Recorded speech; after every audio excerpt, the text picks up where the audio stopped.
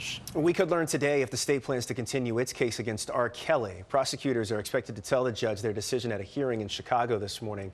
Kelly's lawyer requested a dismissal since state charges carry a lighter sentence than the federal charges Kelly is already convicted for. He's facing state charges accused of sexually abusing 3 underage girls and 1 woman. He'll be sentenced for the federal conviction in February.